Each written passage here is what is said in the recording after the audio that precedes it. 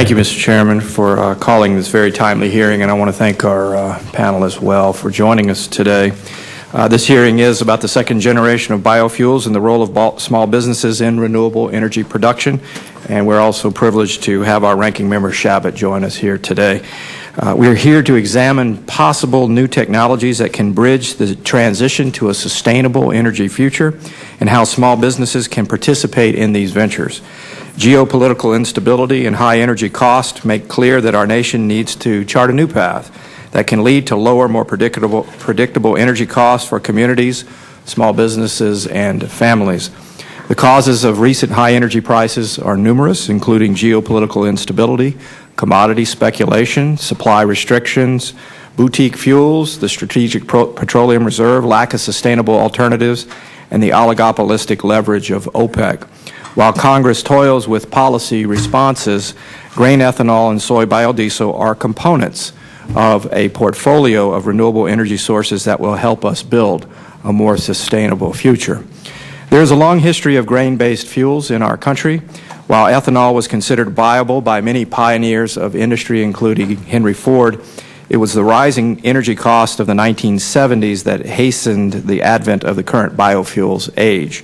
Additional concerns about the safety of the additive MTBE, methyl tertiary butyl ether, in gasoline in recent years led toward a consensus in favor of further development of grain-based ethanol as a safer alternative. In 2005, Congress passed a new energy bill in order to foster greater energy independence as a result of rising concerns over global tensions and the security of our energy sources. A centerpiece of this legislation was a renewable fuels standard, mandating that a minimum level of renewable fuels be produced annually. Given its relative infancy, questions have arisen about the efficiency of grain-based ethanol and biodiesel. New synergistic developments and rapid improvements in efficiency, however, are continuing to prove the usefulness of these technologies. One example of this can be found in Jackson, Nebraska, in my district, where an ethanol plant is powered in part by methane gas that is produced by a local landfill, greatly increasing energy output efficiencies.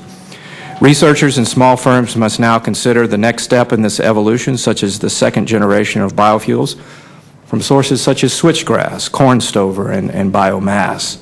Small-scale production, utilizing partnerships between government, small business, and communities, can be realized as a result of public policy and business opportunity.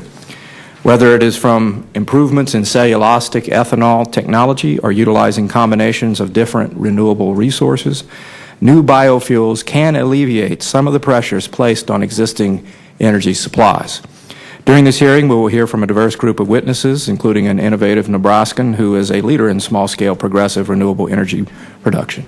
Mr. Chairman, thank you again for holding this hearing, and I yield back to you.